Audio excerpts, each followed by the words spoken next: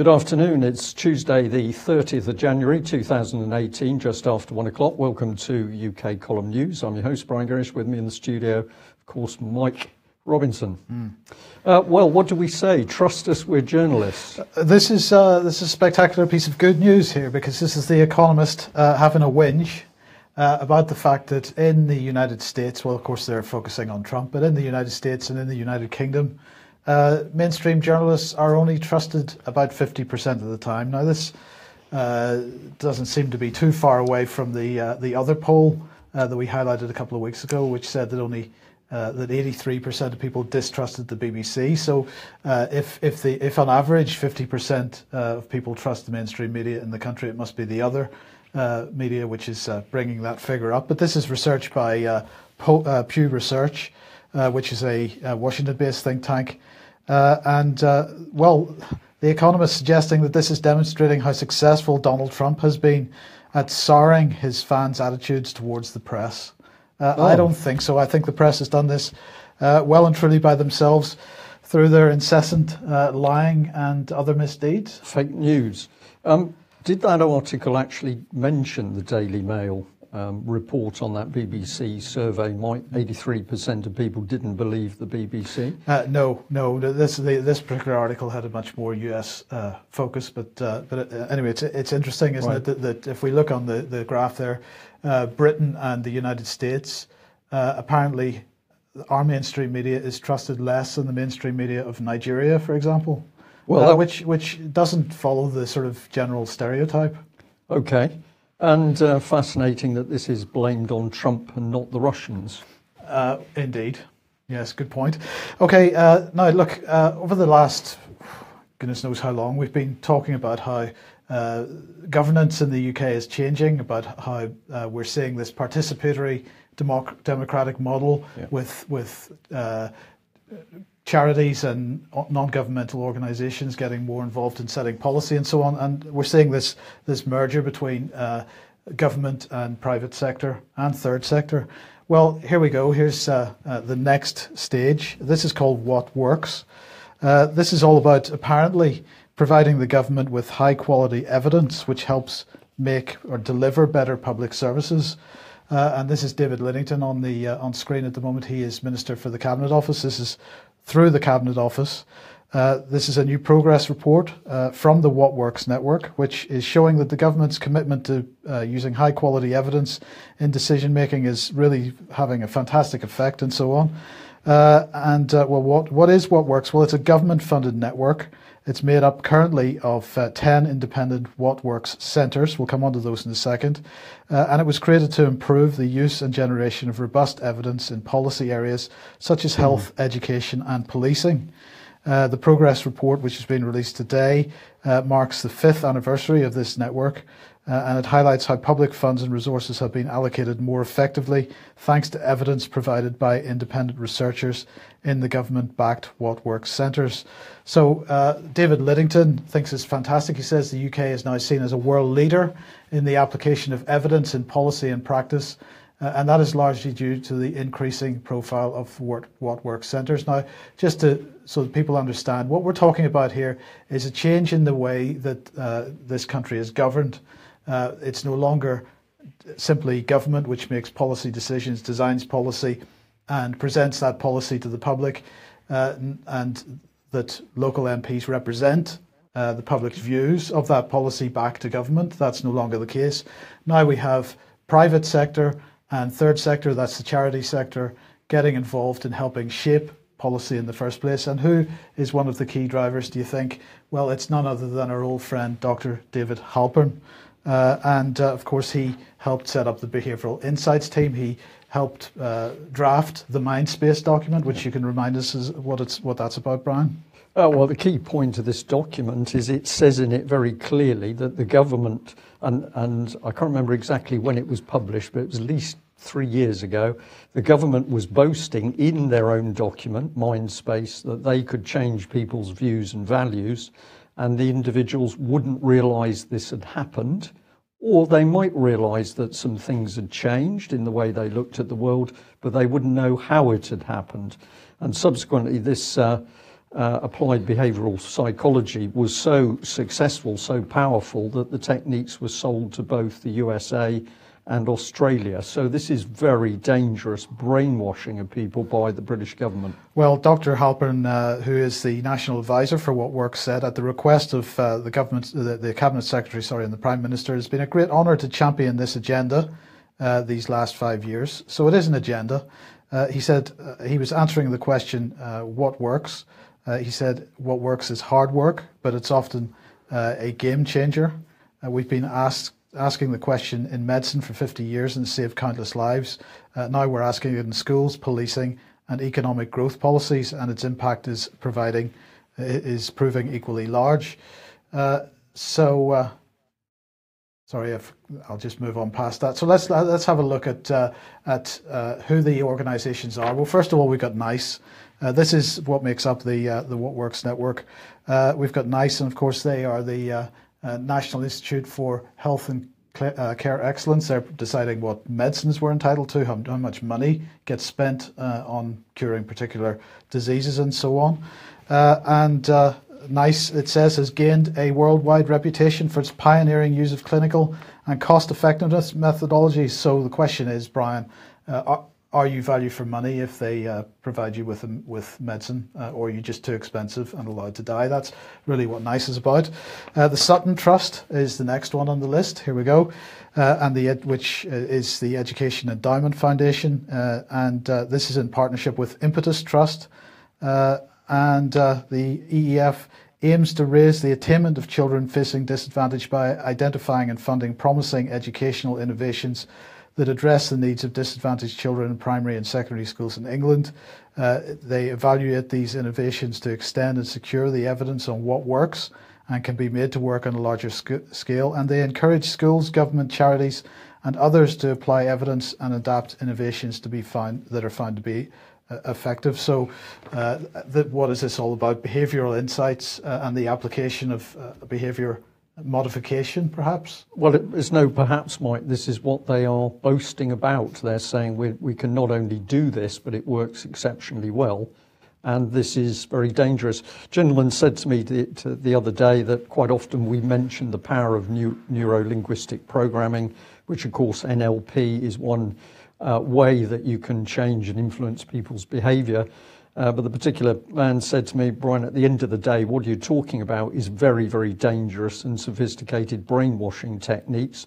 And public money is now being used by the British government in order to apply this to the general public in Britain. So this is immensely dangerous stuff. So let's look at the next one, because the police are involved as well. So this is the College of Policing What Works Centre for Crime Reduction. Now, correct me if I'm wrong, it was only a week and a half or 2 weeks since we got the latest crime statistics showing that crime is going through the roof. So I'm not quite clear what the benefit of the What Works Centre for Crime Reduction has been, but the College of Policing became a What Works Centre in March 2013, and it works in partnership with a consortium of 8 universities. It's co-funded by the College of Policing and the Economic and Social Research Council, and it aims to map the evidence on crime reduction and encourage use of evidence in practice. So I'm not clear what's on their map at the moment, because there has been no crime reduction, or very, very little crime reduction in 2017, as we mentioned a couple of days ago. Next is the Early Intervention Foundation. This was founded in July 2013, and it's funded by the Department for Communities and Local Government, and the Department for Education, and the Department for Health, and the Department for Work and Pensions. It's an independent charity, though. Can you explain that? Well, no. Right? No.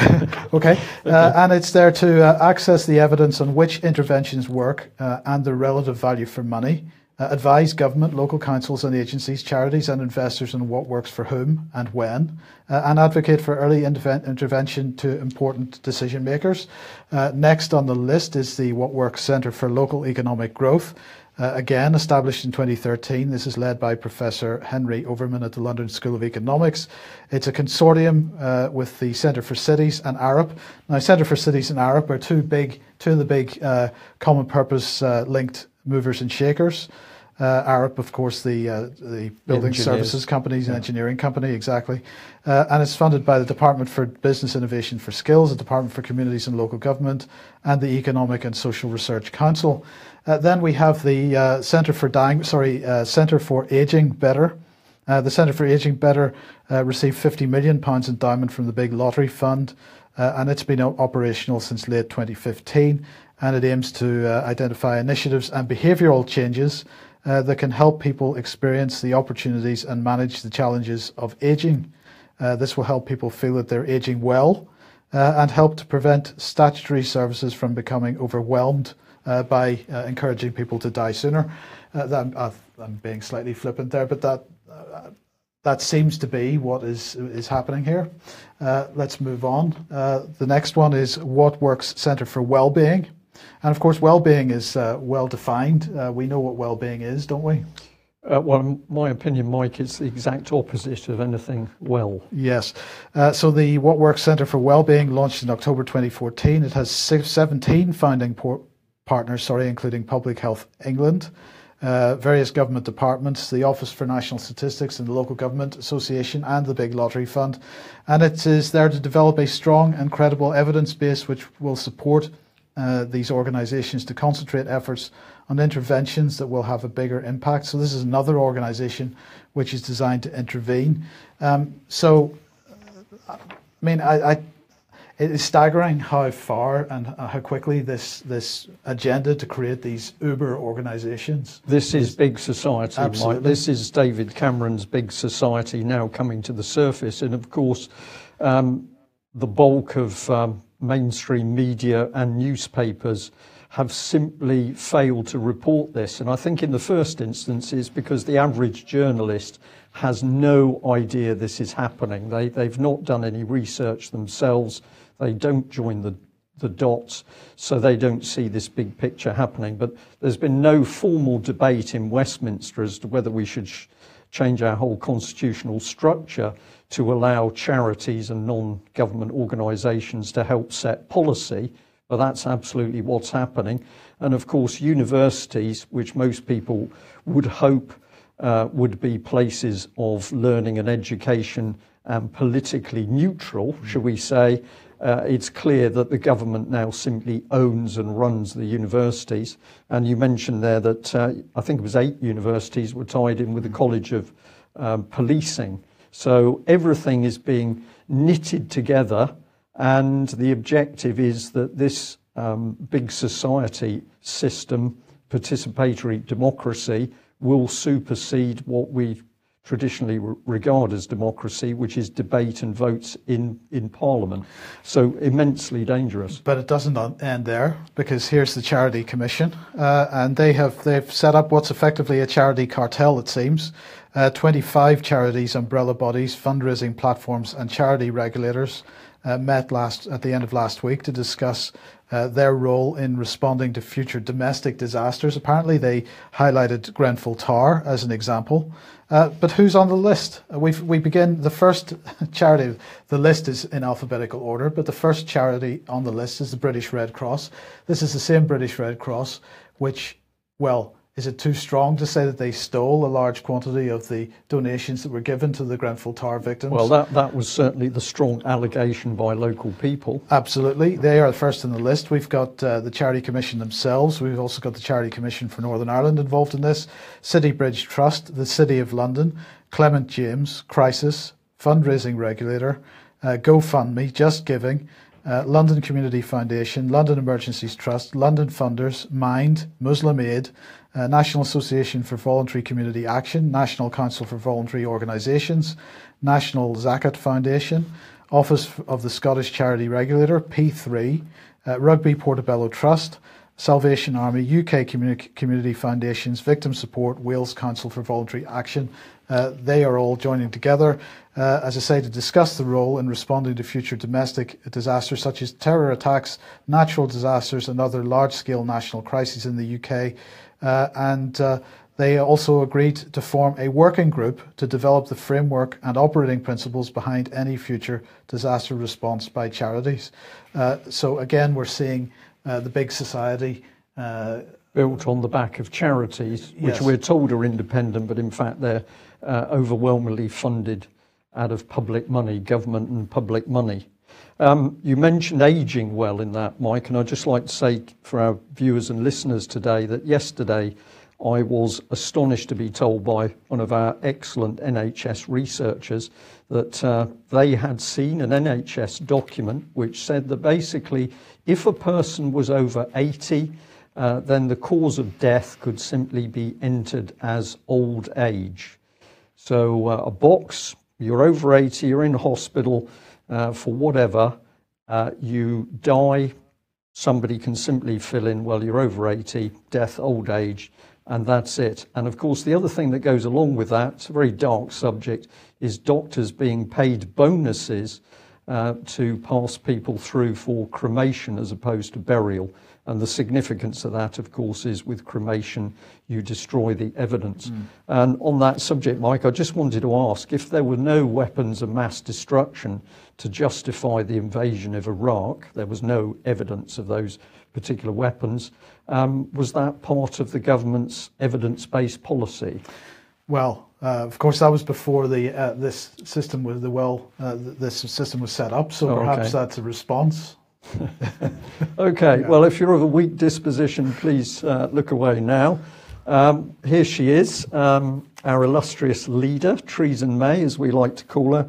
And we've got some interesting reports from The Guardian. The Tories are ready to leap into the abyss to get rid of Theresa May. A leadership contest now could destroy the party, and yet a confidence vote looms. Basically, the text of this article said this call for calm, I didn't actually see the call for calm, but the call for calm comes after a week of government unravelling that has seen Theresa May go from weak but stable to weak and on her final warning. It's a good job she's under 80, Mike, otherwise possibly they'd fill in that NHS box. But what have we got here? She said that she'd like to say to all her colleagues in the Conservative family, left, right and centre, because we're a broad church, that the Conservative family needs to come together in a spirit of mutual respect. And I've labelled her there the High Priestess of the Conservative Church, because you get an uncanny sense that these are not normal people, whatever it is. Perhaps I'm being a little bit pessimistic. But not to worry, because the saviour is local Plymouth MP Johnny Mercer. Now, he's waded in with some really astonishing intellectual analysis. He said it's time to prepare for Prime Minister Corbyn unless we get our, apologies, shit together. So we can see the quality of that young man. I've labelled him the lost Conservative Party representative because he was on record of saying he was very confused about what was happening in defence policy and, of course, didn't really understand it. So there we go. There's the standard of one of our key MPs, and this is the man helping to form defence policy. You need to get a more recent image, because the moustache just makes the man, Brian. I did look for the moustache, actually, because it does give him a sort of ombre gringo sort of Western look, but I couldn't find one with sufficient resolution. We had another MP, apparently, who the Guardian article just described as a grumpy MP, and the grumpy MP says the government needs to start effing doing something. Yeah. So I've said that's probably an unknown cult member of the Conservative Church.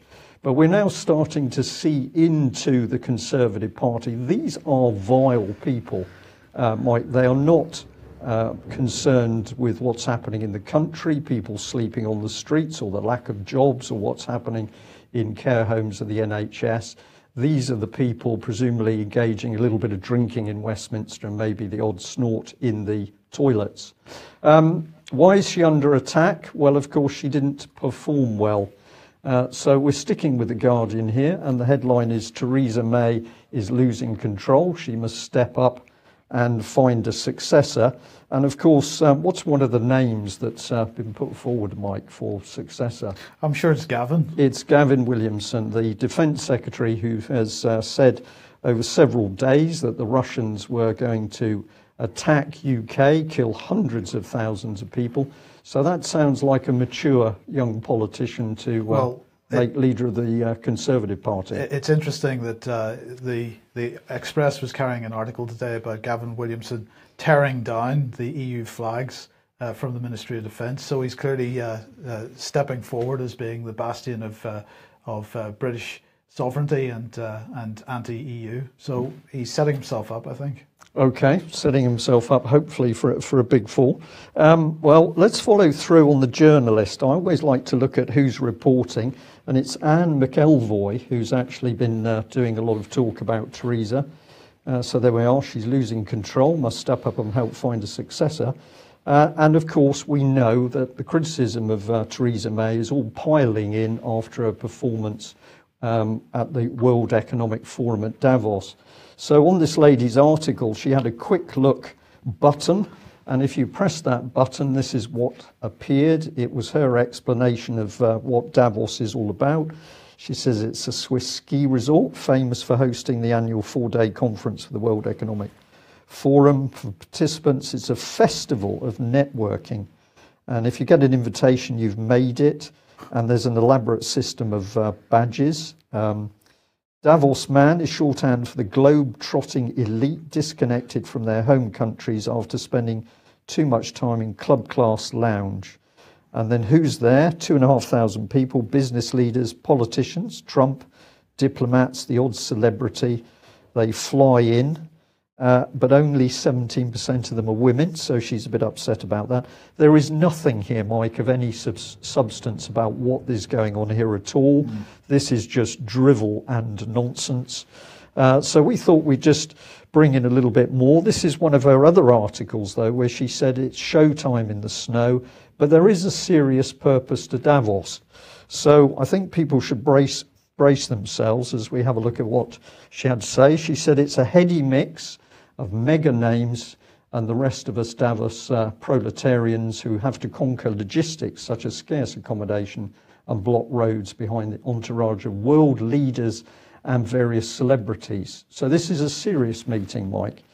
And here she is making some other comments. The World Economic Forum is a kind of tantalizing feast in which the feeling, whichever party or meeting you're in, is that someone is doing something more important, pleasurable, or just with better wine. Good. Did you understand this so far? So far. So far.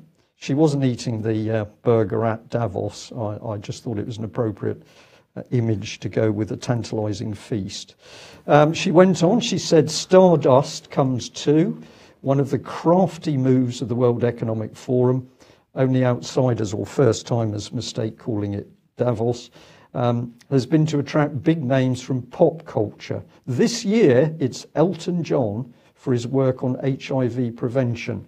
So that's reassuring that we've got Elton John helping to form world policy on HIV matters. Stella McCartney, she's advising the world on, quote, ethical fashion, and Kate Blanchett on refugees.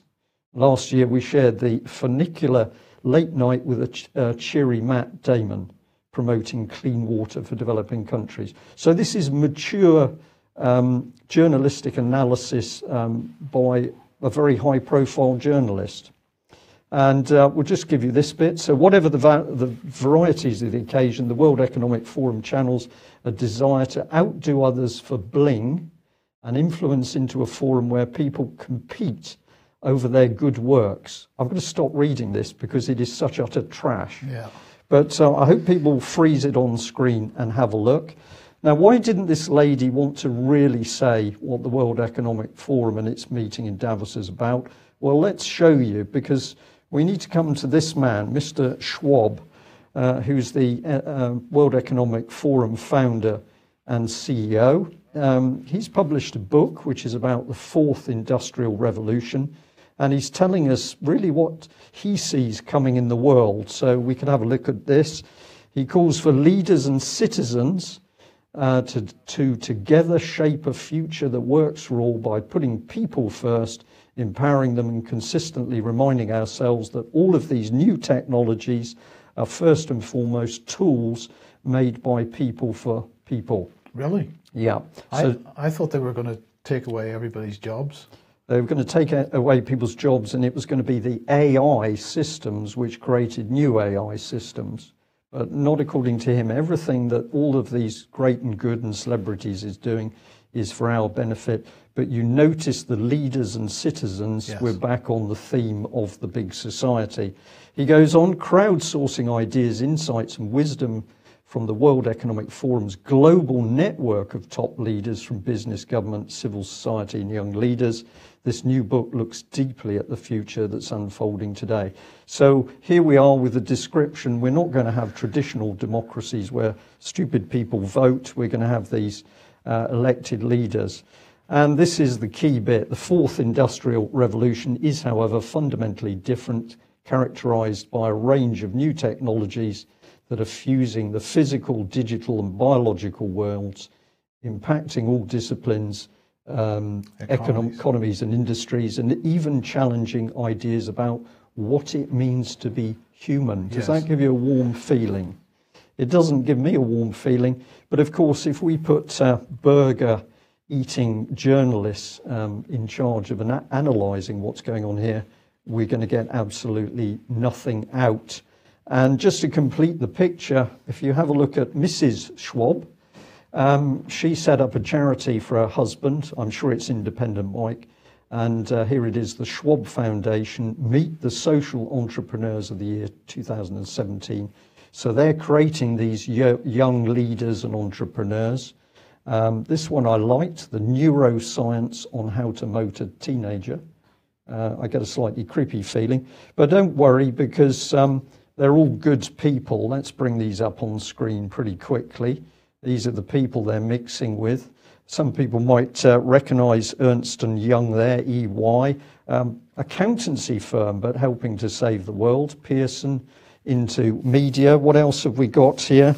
Let's just find it. We've got the Motsepe Foundation, founded by Patrice Motsepe, committed to improving lifestyle living conditions of the poor.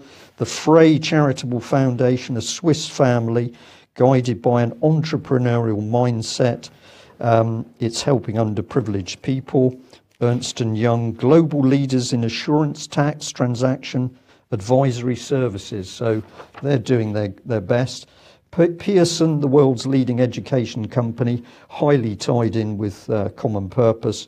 Porticus, philanthropic programs of charitable entities established by the Brenin-Kemaya family entrepreneurs, and Korea's SK Group, Zurich Insurance.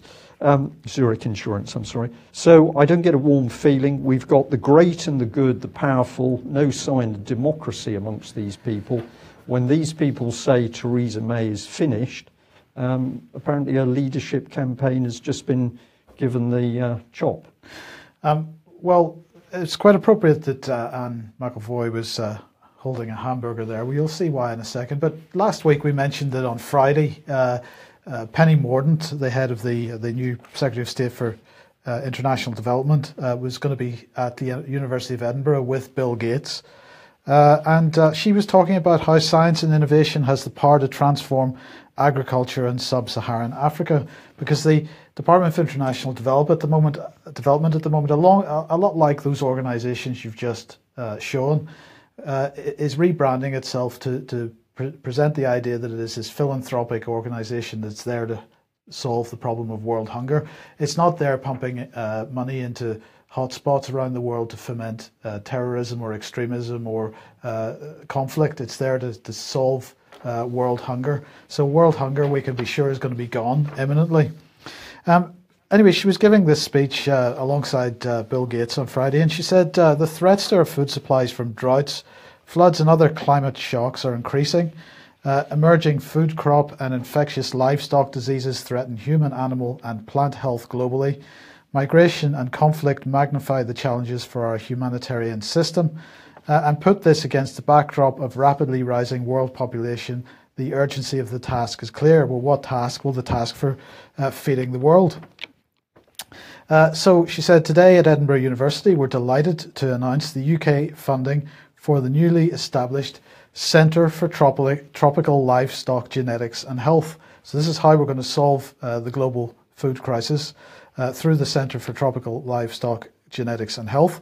Over the next 3 years, scientists working here at Edinburgh will be transforming the lives of dairy and poultry farmers in Africa.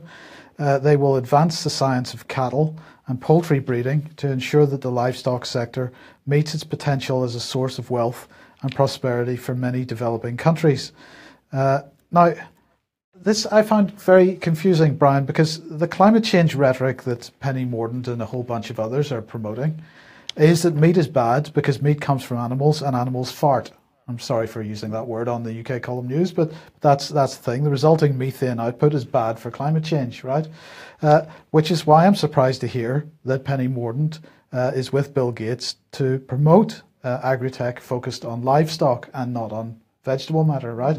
So since the promotion of livestock farming doesn't fit with the climate change policy, I presume there's something else going on. So maybe they're hoping to genetically engineer animals that don't create lots of methane. But I think what's going on, Brian, is that what we're seeing here is the expansion. It has been hugely successful for Monsanto and others to patent genetically engineered and genetically modified crops.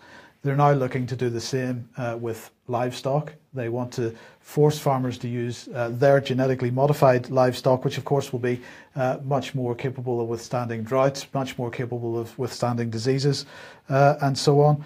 And I don't see this as being the solution to a world hunger problem. This is something pretty unpleasant being built here. This is something really unpleasant. I'm going to take it a step further. I think it goes a step further. I think they're working towards growing flesh. There will be no animals. There will only be the flesh of the animals. And of course, we've only got to go to California, for example, to know that there are no cattle or milk cows outside. The poor beasts live in these vast and extremely unpleasant tin sheds. So you could say they're not going to have a problem with exhaust from the animals because the animals aren't going to be in the open air at all. I can understand if somebody's an animal rights person and interested in the suffering of animals. I say to you, you need to pay attention to what these people are really about and what the people at the World Economic Forum are really about. Right. Well, I mean, Penny Mordaunt was speaking at Edinburgh. She wasn't at the World Economic Forum, but the journalist that was holding a burger.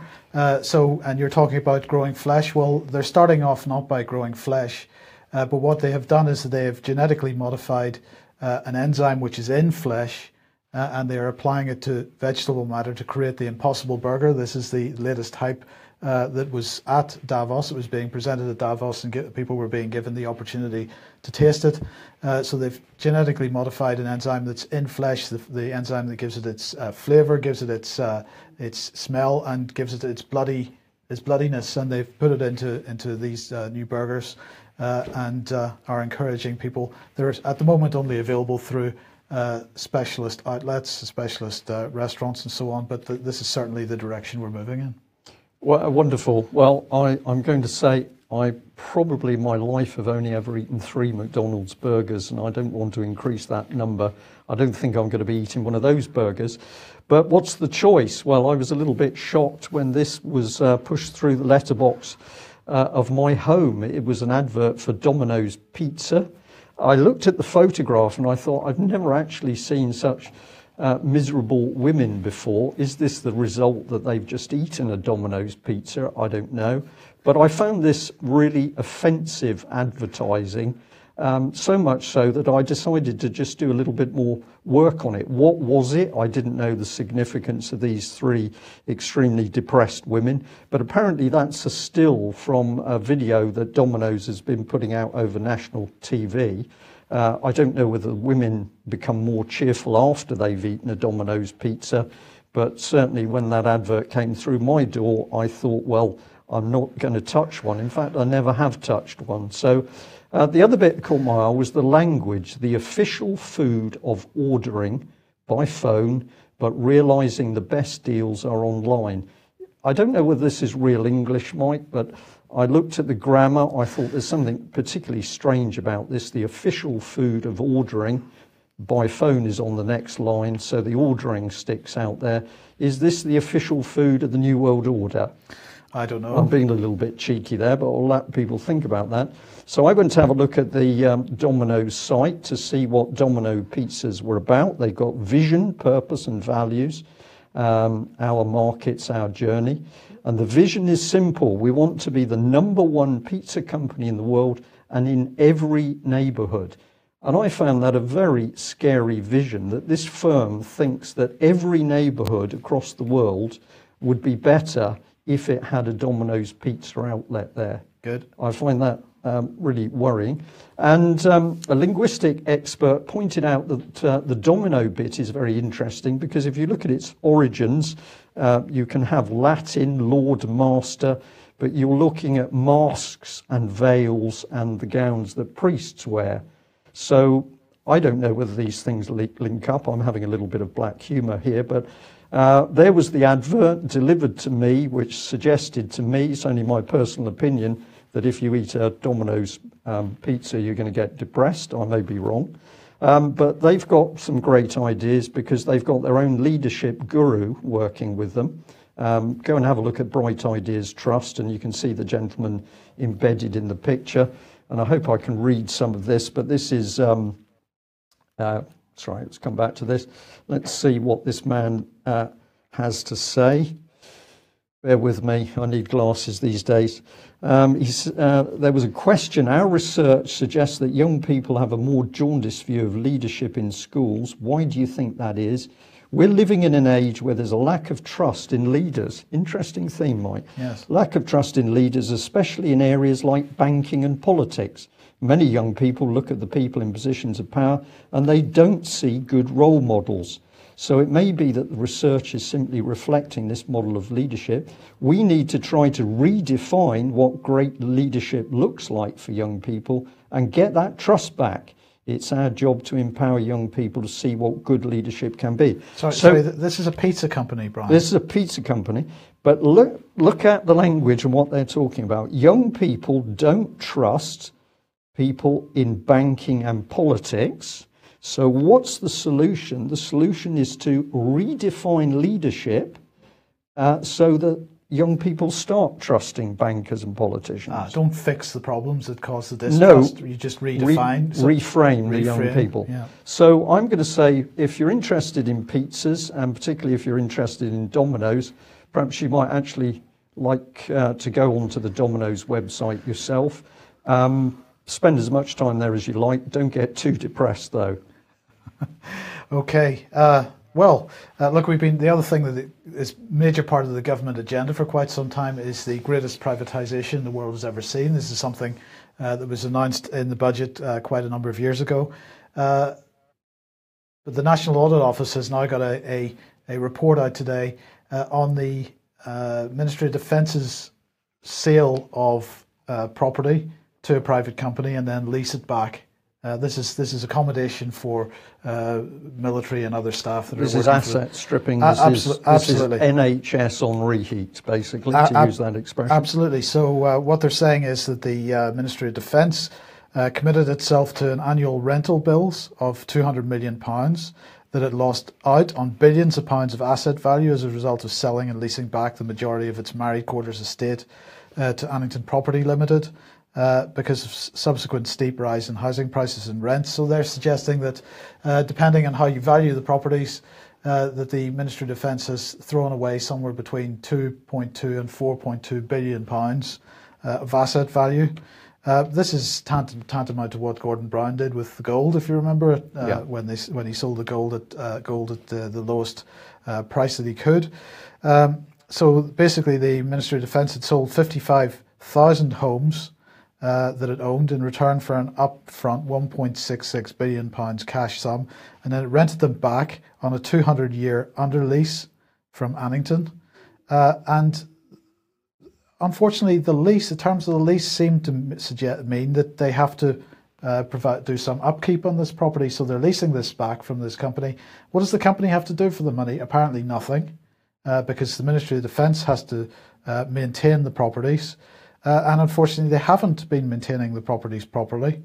And as a result, it has cost £11,369 per house to bring properties up to the standard required for handing back the properties to Annington when we choose to do that.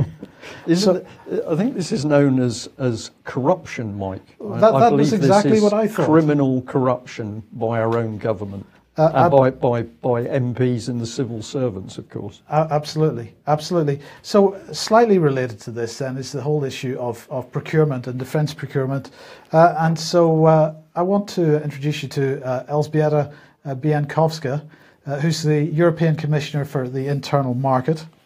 And she and the European Commission have decided that they are going to begin infringement procedures against 5 European member states for not following the Commission's rules on defence procurement. So what they're saying is that since the beginning of its mandate, the Juncker Commission is acting to build a strong Europe that can defend and protect its citizens at home and abroad, an ambition which cannot be achieved without pooling defence spending and strengthening the conditions for an open and competitive defence market in Europe. Against this background, and as announced in the European Defence Action Plan, the Commission is ensuring the effective application of defence procurement rules to help companies operate across borders and help member states get best value for money. So what does this mean? It means that they have decided to send letters of formal notice to Denmark, Italy, the Netherlands, Poland and Portugal for not applying or not doing so correctly the EU rules on public procurement in defence and security markets. So what this means for Italy, Poland and Portugal is they've been accused of awarding a number of defence contracts to national suppliers in breach of the Defence Procurement Directive, because according to the directive, contracting authorities are obliged to, except in very narrowly defined exceptions, they are obliged to award contracts by applying one of the procurement procedures and make sure that companies in other countries get the chance to bid and win those contracts. Yeah. And in the case of Denmark and the Netherlands, the Commission is concerned that these 2 countries have imposed unjustified offset requirements demanding compensation from non-national suppliers. So what are they saying? Basically, it's incumbent upon national governments to make sure that national or local companies don't get the business. And what does that mean? Is this efficient? Well, it's not designed to be efficient. This is designed to help European military unification, in that the procurement system must be pan-Europe as opposed to by a nation state. Absolutely. So Elżbieta there said ensuring that public expenditure on defence is spent efficiently is in everyone's interest. The Defence Procurement Directive can help ensure the taxpayer money is spent well. Well, I just want to highlight this article by Martin Edwards on the website. International public procurement rules lay bare the lies of Brexit. The final paragraph says, following the EU referendum vote, it's difficult to see how these international public procurement rules could be ignored by future British parliaments wishing to develop bi-national public procurement policy and promising to provide British jobs for British workers. International public procurement rules lay bare the lies of Brexit, and it's clear that the greatest threat to the United Kingdom regaining its place as a fully independent sovereign nation is the ongoing rise of global governance, because the point we're making in that article, of course, is that the European Union is applying, through its directives, international policy which is coming through at the United Nations level. So do have a read of that article for more. Which is very important, because if we lose control of our military, we of course no longer exist as a nation state.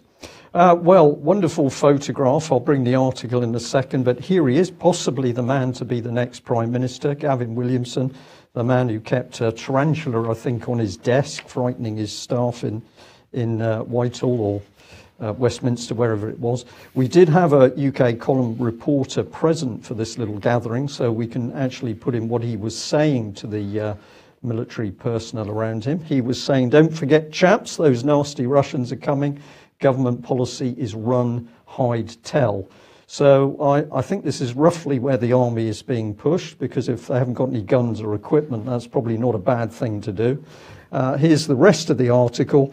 That £1.3 billion bill for recruiting, which had completely failed. And of course, this is Capita, so this is another private company simply milking taxpayers' money. This is fraud, it's corruption, it's criminal, what is happening here. And of course, not being fully reported in the press. If that's not bad enough, we better bring in Big Lizzie, the aircraft carrier, because apparently there's been a problem that the fire suppression sprinkler system in the hangar had misfired and gone off. So basically a lot of things got wet pretty quickly.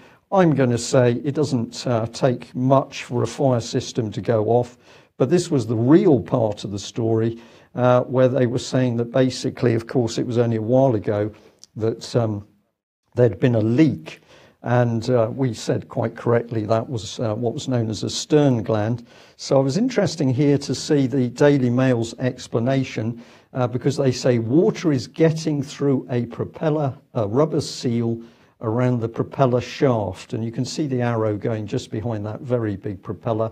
I have to say, Mike, I think that this is probably complete and utter nonsense, because if water's getting into the ship, I think it's coming through the orifice where the propeller shaft goes into the hull of the ship. So I'm going to say very gently here, is this Daily Mail fake news? I have a suspicion it is. What's going on with our journalists? I don't know. I should just smile wryly. Yeah. Okay, we're going to say thank you very much. We've had a guest in our studio today to see what we do and how we do it. So we'll say thank you very much to that gentleman for coming. I'm also going to say to overseas viewers, particularly in the United States, if you are picking up similarities between what we are describing happening in UK and what you are seeing happening in the United States, and you would like to send us material emphasizing the similarities in the political agenda, then we'd love to receive this, because of course the policy coming in isn't UK policy, this is world governance policy that's now starting to destroy Britain as a nation state as much as it's attacking the United States or other countries. So if you think you've got good evidence-based material showing what's happening in your country, it could be France, could be Germany, the Netherlands, please get in touch with us. That's it for today. We'll be back at the same time tomorrow. Bye-bye.